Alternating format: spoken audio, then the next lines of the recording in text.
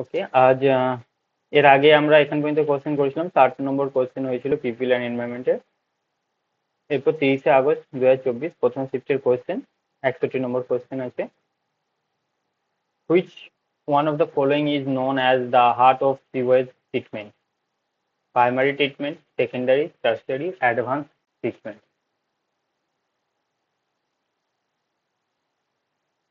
Primary.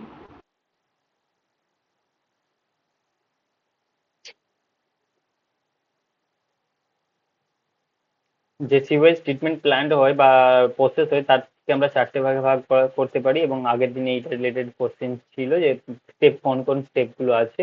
তো primary, secondary, tertiary step আছে। তো এখানে হার্ট অফ সিওয়েজ ট্রিটমেন্ট কাকে বলা হয়, বা বলতে পারো মেন একটা স্টেপ, সেটা হচ্ছে প্রাইমারি না, এটা হচ্ছে সেকেন্ডারিতে বলা হয়। আচ্ছা, এমনি আগের দিনে যে লেখাটা ছিল প্রাইমারি স্টেপে কি করা হয়, বড় বড় পাথর বা তোমার ডেব্রিস গুলোকে কি করা হয়, আলাদা করা হয়। সেকেন্ডারি প্রসেস, টার্সিয়ারি ট্রিটমেন্ট এবং অ্যাডভান্স ট্রিটমেন্ট এখানেও দিয়ে দিয়েছি। সেকেন্ডারিকে কেন বলা হয় heart of sewage treatment? In this stage, often considered the heart of sewage treatment. This stage use microorganism to break down the organic matter. মানে এর প্রাইমারিতে আমরা মেনলি যে বড় বড় পাথর বা কণাগুলো থাকে এগুলোকে আলাদা করে দিই, ডেব্রিস গুলোকে। তারপরে যে অর্গানিক ম্যাটার গুলো পড়ে থাকে সেইগুলোকে মাইক্রো অর্গানিজম যেগুলো থাকে সেগুলো মানে ভেঙে দেয় বা রিডিউস করে। যে জৈব জৈব পদার্থগুলো থাকবে সেগুলো যেগুলো পচে যাবে, পচবে পড়ে, তো সেগুলোকে খুব তাড়াতাড়ি মাইক্রো অর্গানিজমের মাধ্যমে কি করে দেয়, সেই অর্গানিক ম্যাটারগুলোকে ব্রেক ডাউন করে এবং এটাকে ইমপ্রুভ ওয়াটার কোয়ালিটিকে, যেটা reduce pollutant and improve water quality. তো সেই জন্য এটাকে বলা হয় এটা, এবং ইম্পর্টেন্ট একটা স্টেপ বা স্টেজ, যেটার জন্য সেকেন্ডারি ট্রিটমেন্টটাকে বা বলতে সেকেন্ড স্টেপটাকে আমরা হার্ট অফ সিওয়েজ ট্রিটমেন্ট বলা হয়। ঠিক আছে, অবশ্যই আমি বলবো এখানে যে 4টে স্টেজ আছে, 4টে স্টেজ দেখে নেবে। কোশ্চেন পড়ে সিকোয়েন্স ওয়াইজ বা কিছু কোশ্চেন এখান থেকে দিতে পারে আবার। এখানে 4টে স্টেজ আবার দিয়ে দিয়েছিলেন। Next question,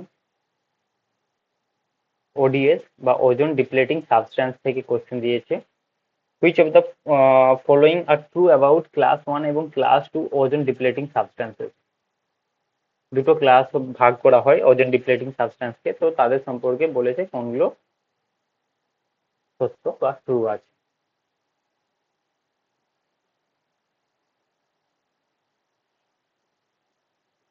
Ozone depleting potential of class 1 substances are far more than the class 2. Potential class 2 substances are far more than class 1.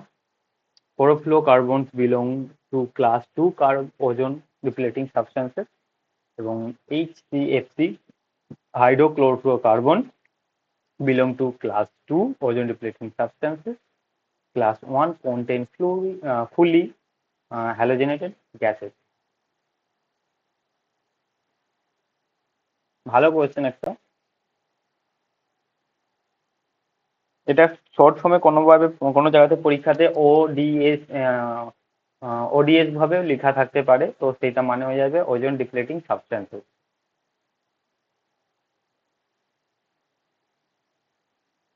জানি না দাদা। তো আগে আমরা তাহলে এটা দেখেই নিই কি আছে। তো প্রথমে বললাম এটা দুটো ভাগে ভাগ করা হয়। In the context of ozone depleting substances, ODS, class 1 ODS are those with the highest ozone depleting potential. তার মানে দুটো ভাগে ভাগ করছে 1 আর 2।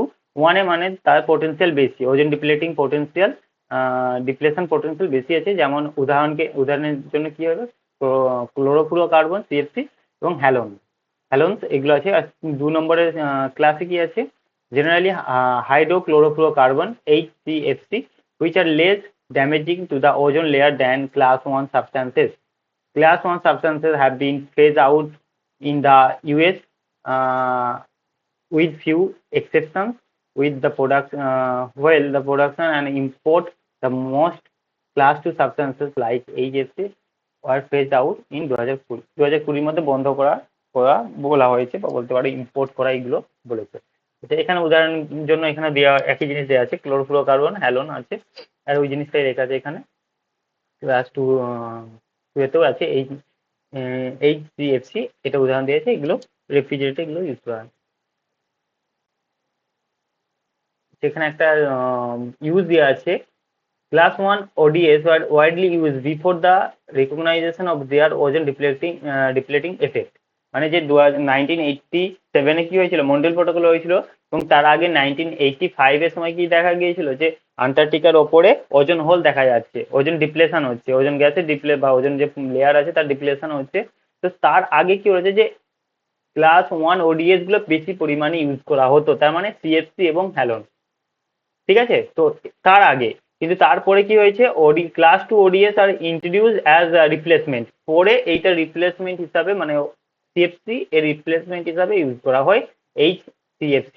যেমন এখনো তো রেফ্রিজারেটর ঠান্ডা, যে কোনো জিনিস ঠান্ডা করার জন্য এই CFC ইউজ করা হয়, ঠিক আছে।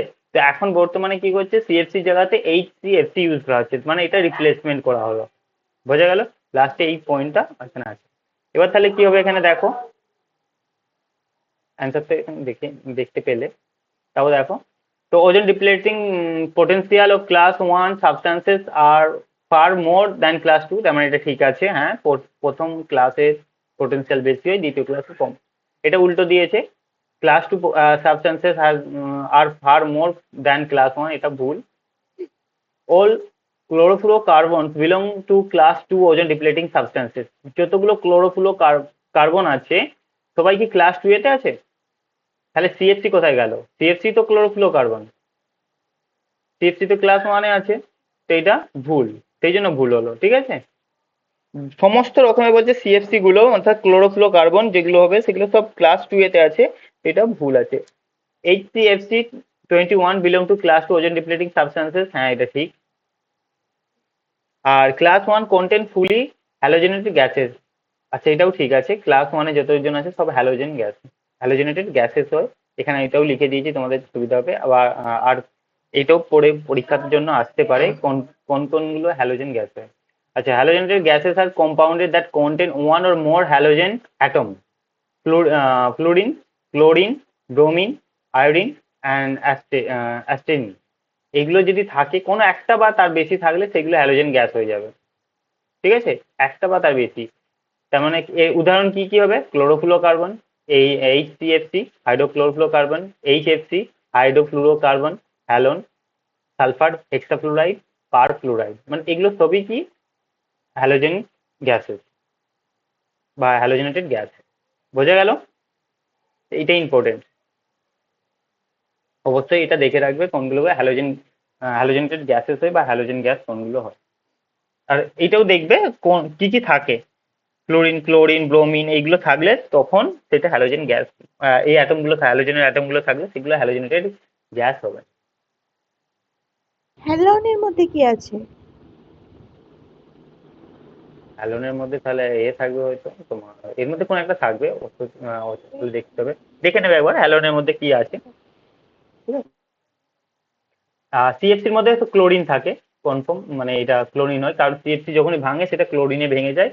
আর ক্লোরিনটাই অ্যাকচুয়ালি ওজোন লেয়ারটাকে নষ্ট করে বা ওজোন গ্যাসটাকে নষ্ট করে, ক্লোরিন। HCFC-টাও তো তাই, 2 আর এই 3 নাম্বারটা দুটোই ক্লোরিন। ক্লোরিন, এগুলো তো ক্লোরিন, CFC আছে মানে এগুলো সবাই ক্লোরিন আছে, ঠিক আছে।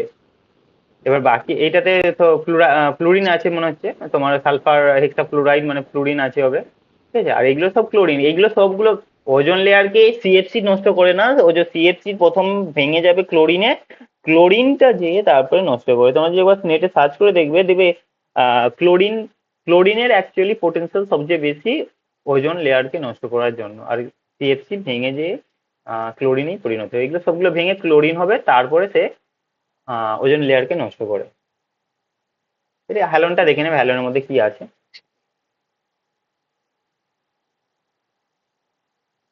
তো এটা ADE, রাইট অ্যান্সার হলো এরটা, ডি এরটা এবং এরটা, এই দুটো দাদা হবে। ওই আর HCFC এর এখানে অপশনে হাইফেন দিয়ে 21 দিয়েছে আর ওখানে 22 লেখা ছিল। কোথায়? এখানে 22 লেখা আছে, হুম। দেখতে হবে একবার। ঠিক আছে, দেখে নেবো ওটা। Next, what is the correct sequence of the following drinking water treatment process from initial to final? এইটাও আগে একবার কোশ্চেন এসেছিল। ড্রিঙ্কিং ওয়াটার ট্রিটমেন্ট প্রসেস বা পানীয় যে জলগুলো হয় সেই জলগুলো প্রসেস করার জন্য তার কিছু প্রসেস থাকে, সেই প্রসেসটাকে সাজাতে বলেছে। Filtration, disinfection, gravity settlement for large particle, আর ফ্লোকুলেশন। কি হবে? Option C. দেখো, সবার প্রথম কোনো ওয়াটার ট্রিটমেন্ট প্ল্যান্টে সবার প্রথম লার্জ পার্টিকেল গুলোকে ঠিক করতে হবে বা বলতে পারো বাদ দেওয়া হবে। Gravity settlement of the large particle, তো এটা সবার প্রথমে হবে, দেখেই বোঝা যাচ্ছে সিএফটা। ওকে, এরপর কি করবো? ফ্লোকুলেশন হবে, বলছে এগুলো আছে, দুটোতেই আছে, তার মানে ডি তো হয়ে গেল, এখানে কোনো সেন্স লাগানোর দরকার নেই। তারপর হচ্ছে ফিল্টারেশন আর ডিসইনফেকশন। ডিসইনফেকশনটা সবচেয়ে লাস্ট হবে, মানে এখানে যে জীবাণুগুলো থাকবে সেগুলো তো মারা হবে আল্ট্রাভায়োলেট রেডিয়েশন দিয়ে বা রের সাহায্যে নষ্ট করা হবে। তো এটা হচ্ছে সি এরটা রাইট অ্যান্সার হয়ে গেল, কারণ বি এরটা ডিসইনফেকশন সবার শেষে করা হবে, তার আগে ফিল্টারেশন হবে। ওকে, আর একটা প্রসেস হয়, ওটা আছে। ডিক্যান্টেশন। হুম হুম, ওই হ্যাঁ আমি দিয়েছি এগুলো। লার্জ পার্টিকেলস গুলো করার পরে ডিক্যান্টেশন হয়, দেখো, এইটা হচ্ছে তারপর পুরো ফিল্টার। প্রসেস। তোমার স্ক্রিনিং হবে, এয়ার অ্যারেশন হবে, কংগ্লুরেশন, সরি কোয়াগুলেশন, এবং ফলকুলেশন। এই দুটো একই, বা তোমার বলতে পারো যে কোনো একটা দিতে পারে। সেডিমেন্টেশন হবে, ফিল্টারেশন, ডিসইনফেকশন, ফ্লুরাইডেশন, এটা ফ্লুরাইড অ্যাড করা হবে। আমরা যে উম, কি বলে ওটাকে, জারগুলোতে জল জল নিই 20 টাকা করে বা 30 টাকা করে, তাতে ফ্লুরাইড অ্যাড করা হয়। Add fluoride for dental health. লাস্টে স্টোরেজ এবং ডিস্ট্রিবিউশন। এটা হচ্ছে পুরো স্টেপ, এখানে চারটে দেওয়া হয়েছে তুলে তুলে, তো এটা পুরোটা দেখে রাখবে, চারটে 8টা স্টেজকে বা 8টা স্টেপকে ভালো করে মনে রাখবে। এটা ডিটেলস তো এর সম্পর্কে অতটা দেখেই বুঝতে পারবে, বা বলতে পারো এর সম্পর্কে ডিটেলস মনে না রাখলেও শুধু স্টেপগুলো মনে রাখলে এখানে কাজ হয়ে যাবে। ঠিক আছে, এটা আগেও এইটা রিলেটেড কোশ্চেন এসেছে একবার দুবার। Doha Amendment is a amendment to Montreal Protocol, Kyoto Protocol, Stockholm Convention, or Rio Summit. Rio summit.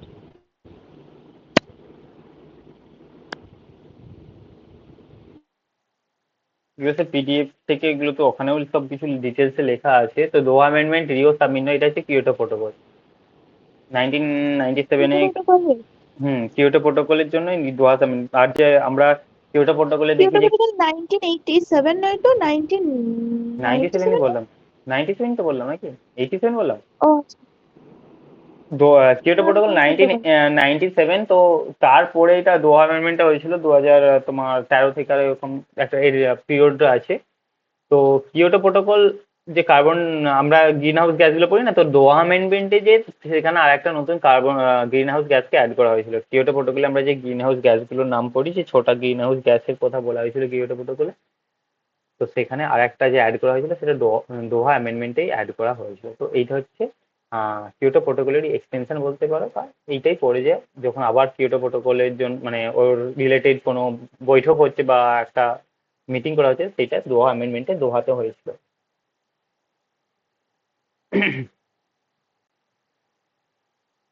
Second commitment period of the Kyoto protocol which run from 2013 থেকে 2020, মানে এই পিরিয়ডটা, এই দোহা অ্যামেন্ডমেন্টের যে এইমস বা বলতে পারো উদ্দেশ্যগুলো ছিল, সেগুলোকে 13 থেকে 20-র মধ্যে কমপ্লিট করার কথা বলা হয়েছিল এখানে। ঠিক আছে, আচ্ছা। এইটাই ইম্পর্টেন্ট। এখানে যে গোলটা সেট করা হয়েছিল, reducing greenhouse gas emission by 80% compared to 1990 level for participating countries. তো যে দেশগুলো এখানে পার্টিসিপেট করবে সেটা তারা 18% কম করবে, 1990 লেভেলের থেকে 18% কম করবে। ঠিক আছে, আচ্ছা এখানে এই জিনিসটাও দিয়ে দিয়েছি। কিয়োটো প্রোটোকলে যে আমরা ছটা গ্রিন হাউস গ্যাস নাম পড়ি, carbon dioxide, methane, nitrous oxide N2O, hydrofluorocarbon HFC, perfluorocarbon PFC, আর সালফার হেক্সা ফ্লুরাইড SF6। আর আর একটা যে নতুন অ্যাড করা হয়েছে নাইট্রোজেন ট্রাইফ্লুরাইড, NF3, ঠিক আছে? তো অবশ্যই ইম্পর্টেন্ট, প্রচুর প্রচুর ইম্পর্টেন্ট, দেখে রাখবে। তো এটা কিয়োটো প্রোটোকল, দোহা অ্যামেন্ডমেন্ট, কিয়োটো প্রোটোকলেরই একটা এক্সটেনশন বা সেকেন্ডে হয়েছে। আচ্ছা, এসডিজি থেকে এসেছে sustainable development goal, climate action, land on life on land, responsible consumption and production, life below water.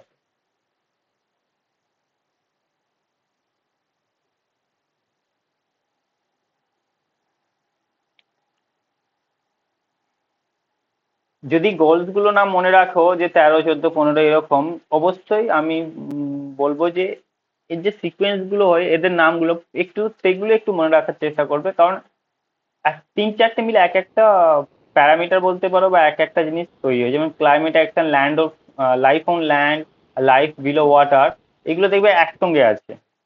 Responsible consumption এবং প্রোডাকশন এই ক্লাইমেট অ্যাকশনের সঙ্গে নয়, নেই, বা এনভায়রনমেন্টের রিলেটেড নয়, এটা তার আগে পেয়ে যাবে যদি দেখো গোলস গুলোতে। তো সেইভাবে এখানে সাজিয়ে নিতে পারবে। কি হবে এটা? দাদা একবার দাঁড়াও, ল্যান্ড আর ওয়াটারটা পরপর ছিল, কোনটা আগে কোনটা পরে ভুলে গেছি। অপশন দেখো, অপশানে তো কিছু মানে যে কোডিং বা বলতে পারো এখানে কম্বিনেশনে কিছুতে পেয়ে যেতে পারো। অবশ্যই কম্বিনেশন দেখবে, কম্বিনেশন খুব ইম্পর্টেন্ট। কম্বিনেশন থেকে তুমি যেই অ্যান্সার করতে পারবে না সেই অ্যান্সারও করে ফেলতে পারবে যেখানে কনফিউশন থাকে।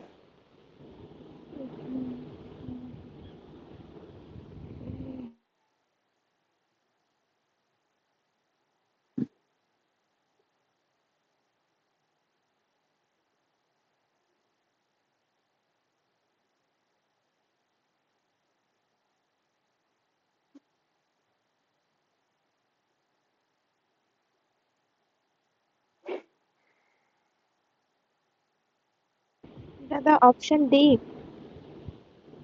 হুম, option D right answer. Responsible consumption and production, এটা এনভায়রনমেন্ট রিলেটেড যতগুলো গোলস আছে তার আগে আসে। তো এইটা হচ্ছে 12।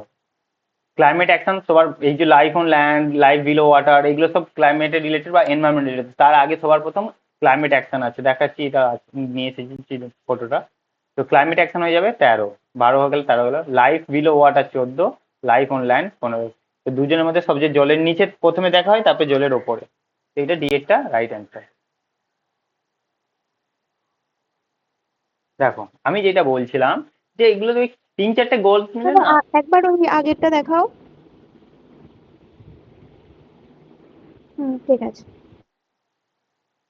আমি যেটা বলছিলাম যে তোমরা যদি না মনে থাকে তাও এই যে no poverty, no zero hunger, good health and wellbeing, তো এগুলো প্রত্যেকটা কি খাবার রিলেটেড হয়ে গেল। তো এইটা এগুলো প্রথমে আছে, তারপরে এডুকেশন রিলেটেড দেখো, কোয়ালিটি এডুকেশন, জেন্ডার ইকুয়ালিটি, এগুলো এডুকেশন রিলেটেড হয়ে গেল। কারণ এডুকেশন হলে তখনই কোয়ালিটি এডুকেশন আর জেন্ডার ইকুয়ালিটি হচ্ছে। ওকে, তো এইগুলো হচ্ছে খাবার রিলেটেড হয়ে গেল এই তিনটে। তো এরকম এটা প্রথমে স্টেপে পেয়ে যাচ্ছে, এটা দ্বিতীয় স্টেপে পেয়ে যাচ্ছে, তৃতীয় স্টেপে কি আছে এবার একটু clean water, sanitation, affordable green energy, মানে এগুলো হচ্ছে তোমার বলতে পারো স্ট্যান্ডার্ড অফ লাইফ, ঠিক আছে, বা সাস্টেনেবল ভাবে ইউজ করা, যে রিসোর্স ইউজ করা, সেইগুলো হচ্ছে এখানে আছে।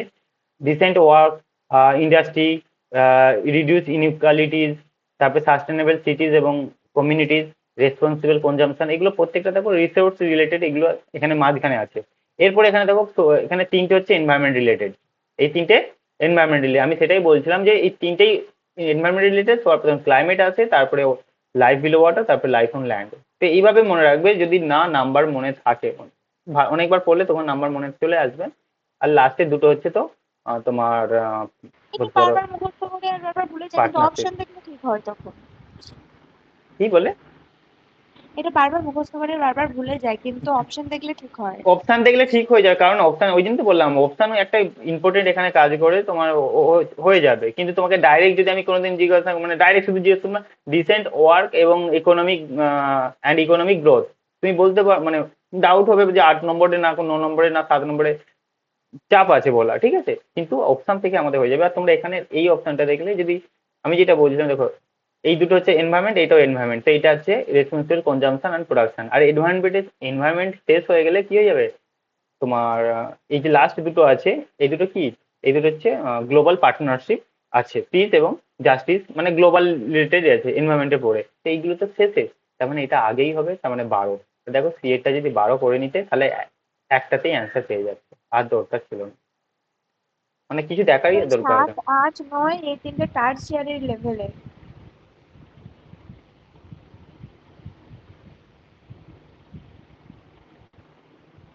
তুমি ইকোনমিক যে অ্যাক্টিভিটি হয় সেগুলো সেটা বলতে tertiary level.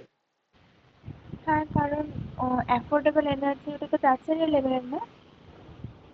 Dissent work affordable and আগেরটা ক্লিন বেশি ভালো এনার্জি, হচ্ছে, 8 আর 9টা। নয়টা ইন্ডাস্ট্রি ইনোভেশন, এগুলো তো secondary level, secondary industry secondary লেভেলের আছে। টার্সিয়ারি তাহলে এডুকেশন। হ্যাঁ হ্যাঁ, এডুকেশন, ভুল মানে বলে। এখানে এইভাবে তুমি করতে পারবে না, এখানে এটা টার্সারি লেভেল। জেন্ডার ইকুয়ালিটি যদি তুমি বলো যে আমরা ইকুয়ালিটি নিয়ে যদি তুমি কথা বলো বা কোনো সেমিনার করো বা কোনো বই লিখছো, তো এগুলো টার্সারি, এখানে ওইভাবে হবে না, ঠিক আছে। কিন্তু মানে একটা হচ্ছে যে হ্যাঁ, প্রথমে খাবার রিলেটেড, তারপরে এডুকেশন রিলেটেড, তারপরে রিসোর্স, এখানে প্রত্যেকটা জিনিস দেখো রিসোর্স রিলেটেড আছে, ঠিক আছে। রিডিউস ইনইকুয়ালিটি, সাস্টেনেবল সিটিজ এবং কমিউনিটিজ, আর রেসপন্সিবল কনজাম্পশন, এই তিনটে হচ্ছে দেখো তোমার রিসোর্স ম্যানেজমেন্ট রিলেটেড বলতে পারো। এখানে দেখো রিসোর্স কি করে ইউজ করা হচ্ছে, এই 6 7 8 এরকম একটা মনে রাখতে পারো। 10 11 12 হচ্ছে তোমার রিসোর্স সাস্টেনেবল, রিসোর্সের সাস্টেনেবল ইউজ, বা বলতে রিসোর্স তোমার কোন কি বলে ওটা এটাকে? সংরক্ষণ যেটা আছে, তো সেইটা রিডিউস ইনইকুয়ালিটি করা, বা সাস্টেনেবল সিটিজ এবং কমিউনিটি, সাস্টেনেবল করছে মানেই তো সংরক্ষণ করছে। আর রেসপন্সিবল কনজাম্পশন, তুমি যতটা দরকার তুমি ততটাই খাচ্ছ, বাকিটা নষ্ট করছো না, তার মানে এগুলো সব রিসোর্স ম্যানেজমেন্ট হয়ে যাচ্ছে। তো এইভাবে মনে রাখতে পারো, না হলে তো যদি 1 2 করে মনে রাখতে পারো সেটা তো খুবই ভালো হয়ে যাবে, কোনো তোমার পরীক্ষাতে চাপই হবে না। অবশ্যই এমডিজি আর এসডিজি দুটোকেই মনে রাখতে হবে। এবার নেক্সট হচ্ছে 30 আগস্ট সেকেন্ড শিফটের question. Green muffler is use to reduce air pollution, water pollution, noise pollution, soil pollution. Air pollution.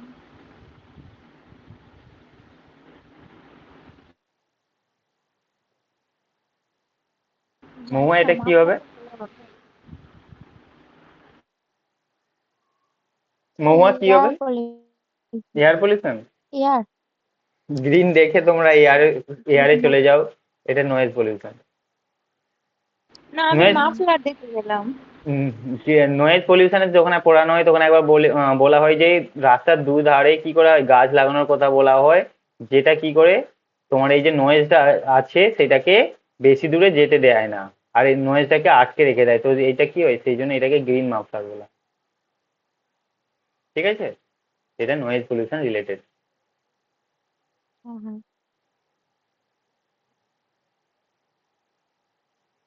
Which of the following has the highest biological oxygen demand? BOD সবচেয়ে highest এই তোমার চারটের মধ্যে কোন জলেতে আছে? potable water, unpolluted surface water, contaminated surface water, municipal sewage, effluent.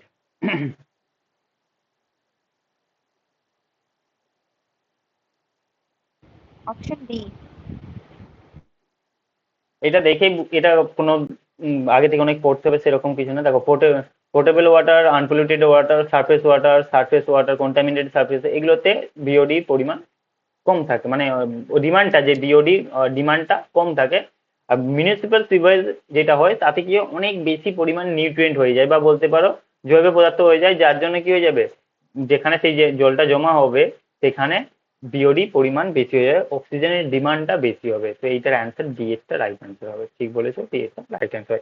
এইটা তোমার হয়ে যায় প্রায় 200 থেকে 600 মিলিগ্রাম পার লিটার, এরকম একটা আছে, মানে ওর যে এককটা হবে, মানে এত বেশি বিওডি বায়োলজিক্যাল অক্সিজেন ডিমান্ড হয়ে যায়। আর নর্মালি যদি আমরা 8, মানে সংখ্যাটা জাস্ট বলছি, এর এককটা অতটা মনে নেই, 8 মিলিগ্রাম পার লিটার এরকম কিছু একটা হবে। 8-এর বেশি হয়ে গেলেই সেটা আমরা বলে দিই খারাপ, মানে জল দূষণ হয়েছে, ঠিক আছে। বায়োলজিক্যাল অক্সিজেন ডিমান্ড 8-এর বেশি হলে তখন ওটা তোমার জল দূষণ হচ্ছে সেটা বলা হয়ে যায়, কিন্তু এইটা মিউনিসিপ্যাল যে সিভেজ হয়ে হয়ে থাকে সেইটা হচ্ছে তোমার 200 থেকে 600 মিলিগ্রাম থাকে। নেক্সট।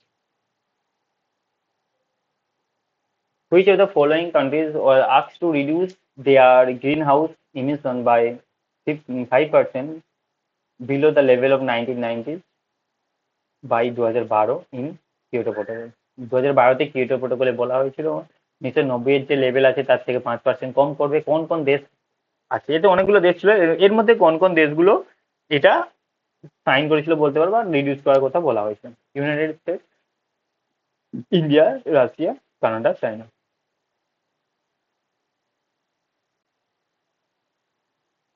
ডাইরেক্ট কোশ্চেন বা বলতে পারো অপশন সি।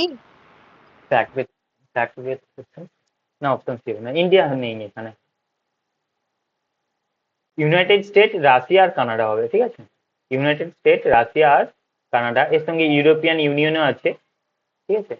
তো এরা হচ্ছে করেছিল বা এরা হচ্ছে রিডিউস করার কথা হচ্ছে। আর এটা বলে দিচ্ছি, এটা হচ্ছে যে ইন্ডাস্ট্রি মানে যে সমস্ত দেশগুলোতে ইন্ডাস্ট্রি প্রচুর বেশি আছে তাদেরকে করার কথা বলা হয়েছিল। ইন্ডিয়াতে ইন্ডাস্ট্রি অতটা বেশি নেই, ঠিক আছে? মানে ইন্ডাস্ট্রিয়ালাইজেশন বা ইন্ডাস্ট্রিয়ালাইজেশন প্রচুর পরিমাণে আছে সেই সমস্ত দেশগুলোকে 1990 এর যে লেভেল আছে তার থেকে 5% কম করার কথা বলা হয়েছিল। তো তার মধ্যে ইউরোপিয়ান ইউনিয়ন চলে আসছে, ইউনাইটেড স্টেট পাবে তুমি, রাশিয়া এবং কানাডা এগুলো পেয়ে যাবে, ঠিক আছে? মনে রাখবে এটা। আর অন্য সময় পরীক্ষাতে জিজ্ঞাসা করা হয় যে কত পার্সেন্ট কম করা হবে, কত লেভেল থেকে কম করা হবে, এই যে ধরো সাল বা পার্সেন্টেজটা জিজ্ঞাসা করে। কিয়োটো পোর্টাল থেকে যে কোশ্চেনটা আছে আগে এসেছে, তো পার্সেন্ট কত পার্সেন্ট, 5%, 8%, 12% এরকম জিজ্ঞাসা করে। দেখবে তুমি পুরোনো কোশ্চেন খুলে দেখবে একবার, সেখানে পার্সেন্টেজটা জিজ্ঞাসা করবে, না হলে সালটা জিজ্ঞাসা করবে কত লেভেলের থেকে কম করার কথা বলা হয়েছিল। কিন্তু এখানে এবার প্রথম জিজ্ঞাসা করেছে যে তোমার কোন কোন দেশ এর সঙ্গে মানে কোন কোন দেশকে কম করার কথা বলা হয়েছিল। তো যেই সমস্ত দেশেতে ইন্ডাস্ট্রিয়ালাইজেশন প্রচুর বেশি পরিমাণে আছে সেই দেশগুলোকে বলেছিল, এবং তার মধ্যে ইউনাইটেড স্টেট এখানে অপশন অনুযায়ী রাশিয়া এবং কানাডা আছে। তো এ, সি এবং ডি প্রথমেরটা।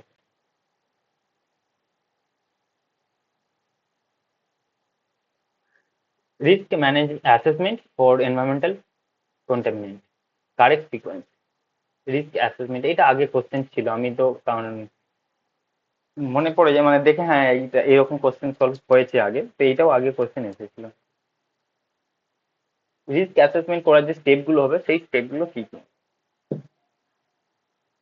আচ্ছা, সবার শেষে তো অ্যাসেসমেন্ট করা হবে না, রিস্ক এখানে যে লেখা আছে একটা অপশন থেকে নেবে। হ্যাজার্ড আইডেন্টিফিকেশনটা প্রথম হবে। সবার প্রথম হ্যাজার্ড আইডেন্টিফিকেশন করতে হয় তোমাকে, আর সবার শেষে তুমি রিস্ক অ্যাসেসমেন্ট করবে, ঠিক আছে? রিস্ক রিস্ক ক্যারেক্টারাইজেশন হয়ে যাবে, তারপরে সবার শেষে হবে রিস্ক অ্যাসেসমেন্ট। তুমি সবকিছু দেখে তারপরে কতটা ক্ষতি হতে পারে সেই অ্যাসেসমেন্টটা, যেমন আমরা সবার শেষে তো কপি চেক করলে সেই অ্যাসেসমেন্টটা সবার শেষে করবো, তো সেই রকমই অ্যাসেসমেন্ট রিস্ক যেটা আছে, ক্ষতি যেটা আছে, তো সেই সম্ভাবনাটা সেই অ্যাসেসমেন্টটা সবার শেষে করা হয়।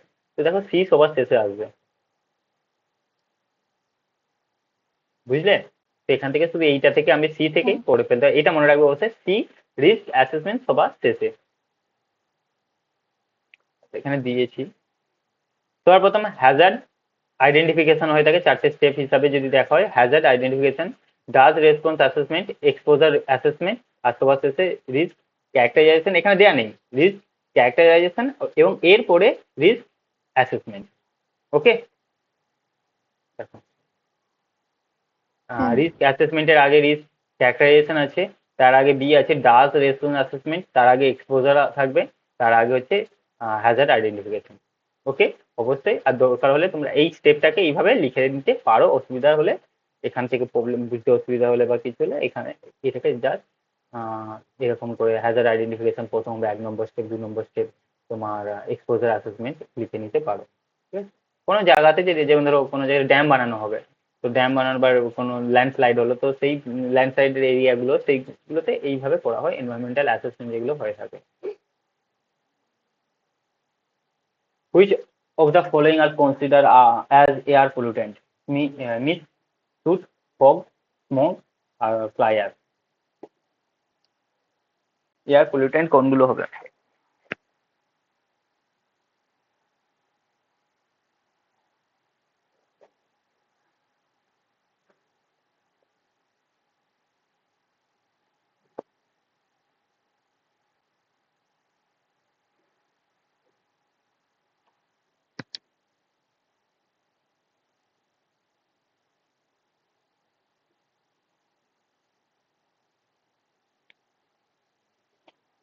Option B. দেখো এখানে তো ডাউট হবে না, কোনো ডাউট নেই যে ফ্লাই অ্যাশ, স্মোক আর সুট, এই তিনটে এয়ার পলিউটেন্ট অবশ্যই হবে। এখানে যেটা আছে মিস্ট আর হচ্ছে ফগ। ফগ হচ্ছে কুয়াশা, আর মিস্ট হচ্ছে তোমার মানে ওই রকমই কুয়াশা টাইপের মতনই, যেটা মানে কুয়াশাতে একটু বড় হয়ে যায়, যে জলের কণাগুলো হয় একটু বড় হয়ে গেলে তখন সেটা আকাশে মানে বায়ুমণ্ডলে বা হাওয়াতে ভেসে বেড়ায়, সেটা হচ্ছে তোমার মিস্ট হয়ে যায়। তো এখানে যেটা আছে অপশানে এটা ড্রপ করেছে। এবার তার কারণ হচ্ছে দেখো ফগ এয়ার পলিউটেন্ট হ্যাঁ, নয়। ওটা দুটো মিশে তৈরি হয় সেই জন্য না, ওকে ফগ ওভাবে এয়ার ভাবতে হবে। পলিউটেন্ট নয়, যে কুয়াশা হয় কুয়াশা এয়ার পলিউটেন্ট নয়। সেই জন্য এখানে আমরা বাদ দিতে পারি। বাকি মিস্ট এয়ার পলিউটেন্ট হিসাবে ধরা হয়, কারণ মিস্টের মধ্যে কি হয়, সাসপেন্ডেড পার্টিকেল বা যে পিএম বলা হয় বা পার্টিকুলার ম্যাটার, বা যে যে 0.25 বা সরি 2.5 বা 10 এই যে পার্টিকেল গুলো হয় এগুলো মিস্টের সঙ্গে মিশে থাকে। সেই জন্য বা মিস্টের সঙ্গে থাকে, সেই জন্য এই মিস্টটাকে এয়ার পলিউটেন্ট হিসাবে ধরা হয়। তো এখানে চারটে আছে তোমার এয়ার পলিউটেন্ট, এখানে তিনটে করে অপশন আছে, সেই জন্য ড্রপ করেছিল। কারণ কম্বিনেশন অনুযায়ী কেউ যদি এ বি ডি করে দেয়, এ বি ডি এটাও ঠিক হয়ে যাবে। তো সেই জন্য এখানে ভুল মানে ঠিকঠাক করে হচ্ছে না। বা কেউ যদি বি ডি ই করে সেও ঠিক হবে সেইভাবে, সেই জন্য এটা ড্রপ করেছে। আর একটা জিনিস বলতে পারো, ফগের সঙ্গে যদি ধোঁয়া মিশে যায় তখনও সেই ফগও কি হয়ে যাচ্ছে এক ধরনের মানে একটু মানে এর সঙ্গে শুধু জাস্ট ধোঁয়া মিশে গেলে সেটা স্মগ হয়ে যাচ্ছে, তো সেখানেও সেটাও এয়ার পলিউটেন্ট হিসেবে ধরে নিতে পারি আমরা। তো সেই জন্য এখানে এটা ড্রপ করেছে। কিন্তু নর্মালি ফগ এয়ার পলিউটেন্ট নয়। কুয়াশা কেন এয়ার পলিউটেন্ট হতে যাবে? কুয়াশা তো ভালো হয়। আর কুয়াশার সঙ্গে যখনই গ্যাস আরে মিশে যাবে তখনই মানে বিভিন্ন ক্ষতিকারক গ্যাসগুলো তার সঙ্গে ধুলো বালি এগুলো সব, তখন সেটা এয়ার পলিউটেন্ট হিসেবে হয়ে যাবে। নেক্সট হচ্ছে 2 সেপ্টেম্বর প্রশ্ন শিফটের question. Which of the following is used as a reference to measure the global warming potential of greenhouse gases? আমরা এর আগে কোশ্চেন থাকতো যে সবার সব CO2। থেকে বেশি পোটেনশিয়াল কার বেশি, সেখানে CO2। সিএফসি এরকম হয়ে যায়।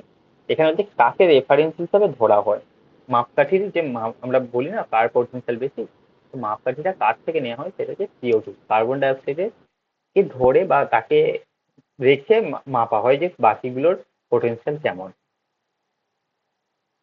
দেখো কার্বন ডাই অক্সাইডের পোটেনশিয়াল কত, এক, কারণ এইটাকে বেস বা এইটাকে আমরা বেস মনে করে বা ভিত্তি মনে করে এই তোমার বাকিগুলো পোটেনশিয়াল দেখি। মিথেনের 23। তো কার্বন ডাই অক্সাইড যদি ধরো 1% ক্ষতি করে, তো মিথেন হচ্ছে 23% ক্ষতি করবে, এরকম ভাবে বুঝতে পারো। তো এটা বেস হিসাবে কাকে ধরা হচ্ছে, কার্বন ডাই অক্সাইডকে, সেইটাই এখানে জিজ্ঞাসা করেছে। আর এই বাকি জিনিসগুলো একটু দেখে নেবে কার কার পোটেনশিয়াল সব থেকে বেশি, কারণ এটা থেকেও পরীক্ষাতে কোশ্চেন এসেছে। ঠিক আছে।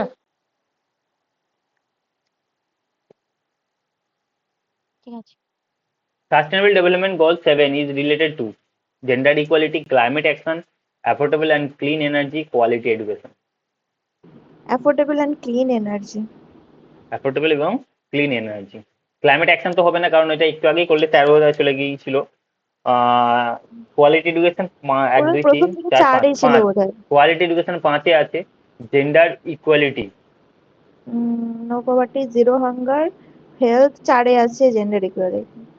সরি সরি কোয়ালিটি এডুকেশন 4-এ, জেন্ডার ইকুয়ালিটি 5-এ। এটা 4-এ, এটা 5।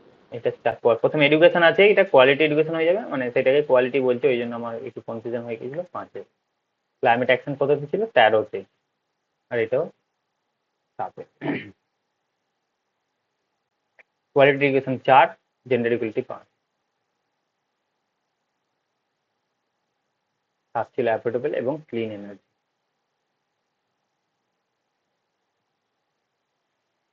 Toxic substances that damage kidney are called hematotoxic, neurotoxic, cytotoxic R nephrotoxic।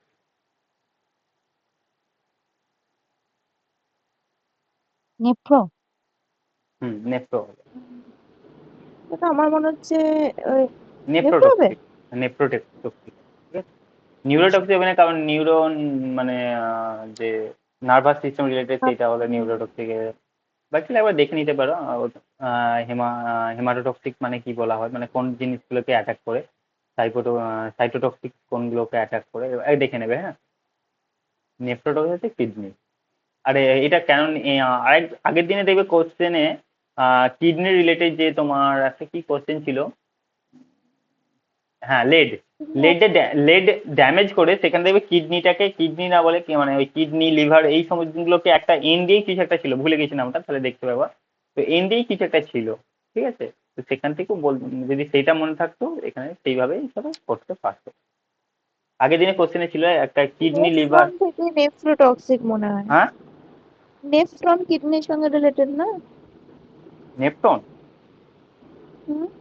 না, নেপটন, আচ্ছা দেখবে। Next, Montreal protocol related to protection of, সহজ কোশ্চেন, একদম পাতি question. Biodiversity, glacier, ocean, stratospheric ozone ozone layer. Layer. D. Stratospheric ozone layer. Stratospheric ozone. আর আর 1987-তে হয়েছিল, তো স্ট্র্যাটোস্ফেরিক ওজোন লেয়ার এর সঙ্গে রিলেটেড, এবং ozone ozone gas sorry CFC কে কম করার কথা বলা হয়েছিল।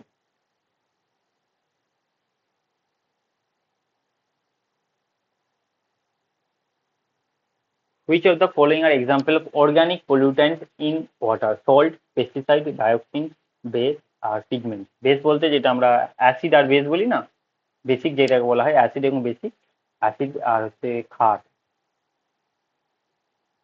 আচ্ছা বাংলাতে ক্ষার বলা হয় না? হ্যাঁ, বেশ ভার।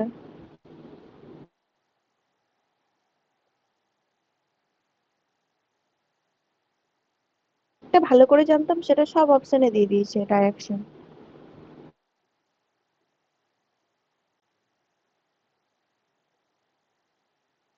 তো যেগুলো হওয়ার কথা নয়, অর্গানিক পলিউটেন্ট হবে না, সেগুলো তো ধরো।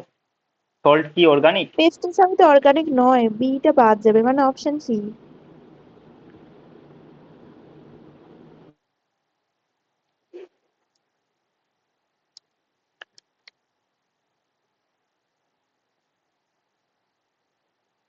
সল্ট আর বেসটাকে বাদ দাও, এ আর ডি বাদ দাও। বিসিই হচ্ছে রাইট অ্যান্সার, পেস্টিসাইড, ডায়োক্সিন আর পিগমেন্ট। একবার দেখে নেবে পেস্টিসাইড অর্গানিক না ইনঅর্গানিক, কারণ পেস্টিসাইড তৈরি করতে গেলে কিছু অর্গানিক মানে যে কেমিক্যাল গুলো হয় সেগুলো কিছু অর্গানিকও থাকে, সেই জন্য পেস্টিসাইডটা অর্গানিক পলিউটেন্ট হয়ে যায়। ডায়োক্সিন আর পিগমেন্ট এগুলো হচ্ছে অর্গানিক। এবার দেখে নেবে সল্ট আর বেস হচ্ছে তোমার অর্গানিক নয়, সল্ট আর বেস এই দুটো হচ্ছে অর্গানিক নয়। এটা হচ্ছে বিসিই রাইট অ্যান্সার সেক্ষেত্রে।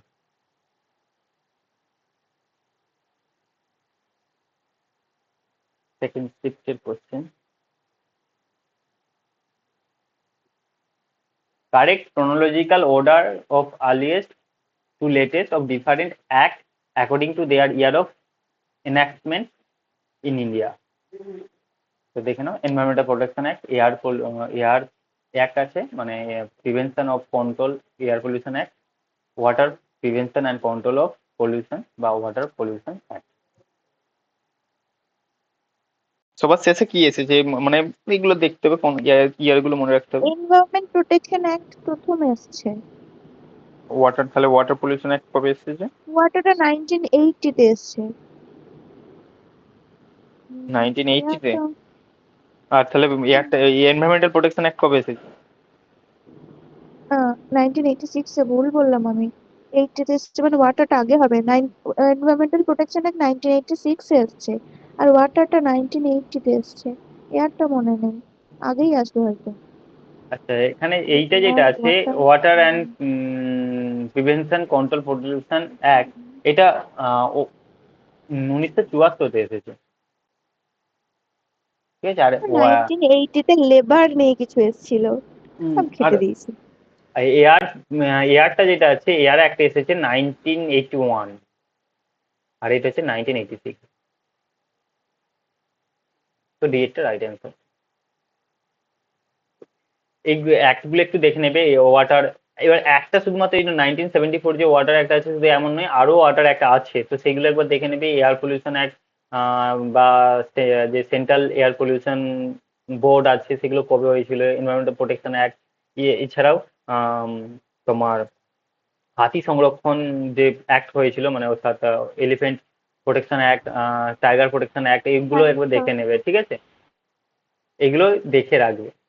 রামসার সাইট কবে হয়েছিল, তো এগুলো সব ইয়ারগুলো একটু দেখে রাখবে, কারণ এইভাবে কোশ্চেন আসতে পারে বা ডাইরেক্ট তুমি কোনো জায়গাতে ইউজ হয়ে যেতে পারে সালটা।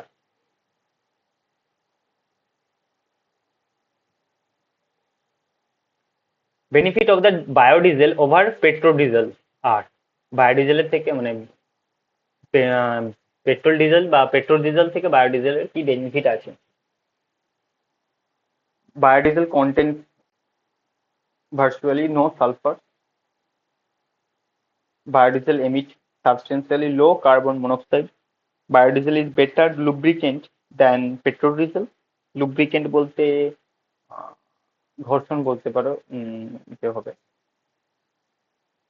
Biodiesel emits significantly low oxide of nitrogen oxide than petrol diesel. Particulate emission by biodiesel is much lower than of petrol diesel. চারটে অপশন আছে, কোনো একটা অপশন বাদ যাবে।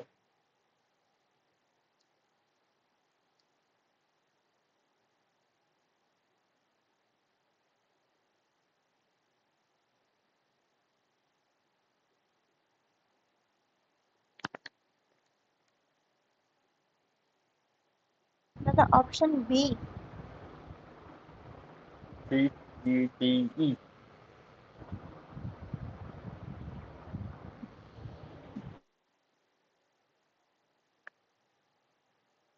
এটা ডি এরটা ক্যান্সেল হবে। Biodiesel emit significantly low oxide of nitrogen oxide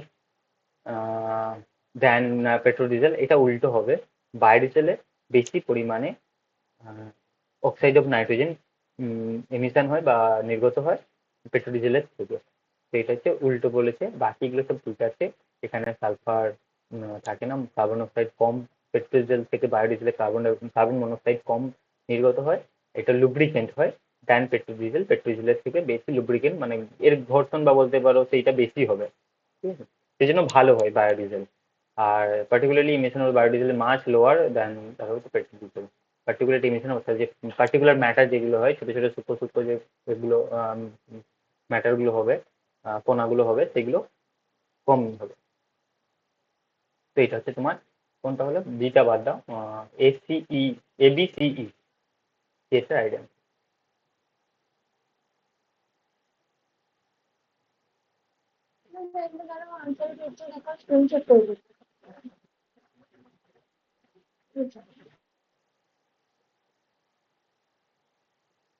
Which of the following came as alternative to chlorofluorocarbon as refrigerant?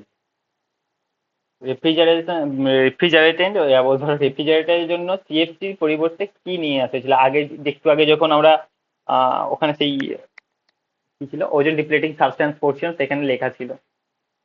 এবার ডাইরেক্ট রেফ্রিজারেন্ট হিসাবে তো লেখা থাকেনি, কিন্তু কিছু একটা লেখা ছিল ওখানে, মনে করে দেখো। Option B. হুম, অপশন বি হবে। কি বলছে সিএফসির পরিবর্তে কি এসেছে বা কাকে ইউজ করা হয়?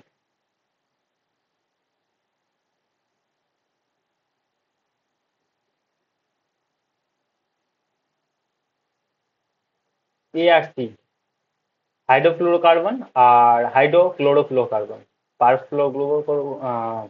পার ফ্লুরোকার্বন এইটা, আর হ্যালোন এইগুলো নয়। এগুলো হচ্ছে আগে ছিল, হ্যালোন তো প্রথম লেভেলই ছিল।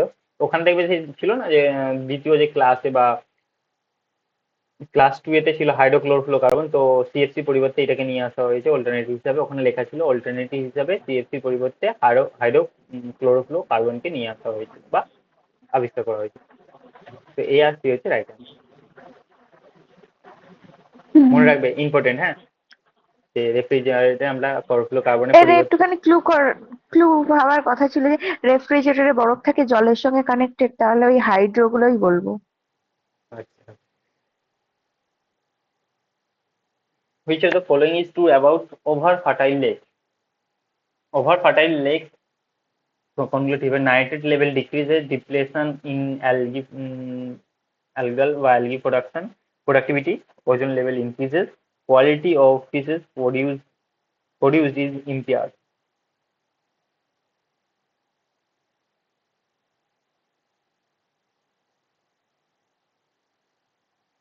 দাদা, ডি, অপশন ডি।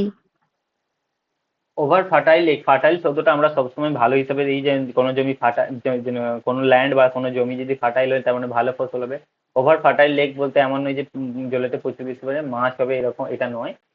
আহ ও এখানে ওভার ফার্টাইল বলতে যে জলেতে বেশি পরিমাণ নিউট্রিয়েন্ট আছে, যার জন্য অ্যালগির মাত্রা প্রচুর বেশি হয়ে যাচ্ছে, যেটা আমরা ইউটিফিকেশন বলে থাকি, ঠিক আছে? তো এখানে কি হচ্ছে, এখানে যদি দেখো অক্সিজেন লেভেল ইনক্রিজেস, তো এটা হবে না, কারণ ওভার ফার্টাইল হবে, সেখানে অক্সিজেন লেভেল ডিক্রিজ হয়, সেই জন্য বিওডির মাত্রা বাড়তে থাকে, তো এটা ভুল। Depletion in algae production, algae production বেশি হয়, ডিপ্লেশন না মানে কম হয় না। ডিপ্লেশন মানে কি হয়, কমে যাওয়া, রিডিউস হওয়া, যেমন ডিপ্লেশন অফ ওজোন লেয়ার। তো সেখানে হচ্ছে ডিপ্লেশনটা, এখানে অ্যালগি প্রোডাকশন, এটাও ভুল বলছে। আর নাইট্রেট লেভেলটা এখানে ডিক্রিজ বলছে, তার মানে এটা ইনক্রিজ হবে। Quality of fishes produce is impaired, impaired মানে কম হওয়া বা বলতে পারো খারাপ, ঠিক আছে? আহ, ক্ষতিগ্রস্ত হয়। ক্ষতিগ্রস্ত হওয়া, বা তোমার একটা কি অন্য কিছু ইংলিশ কি হবে এটা, পারফেক্টলি নয়, মানে ওখানে ওর জন্য পারফেক্ট নয় ওই কন্ডিশনটা, তো ওভার ফার্টাইল লেক ফিশ বা মাছেদের জন্য পারফেক্ট নয়। তো এইটাই হচ্ছে রাইট অ্যান্সার, পারফেক্ট কন্ডিশন নয়।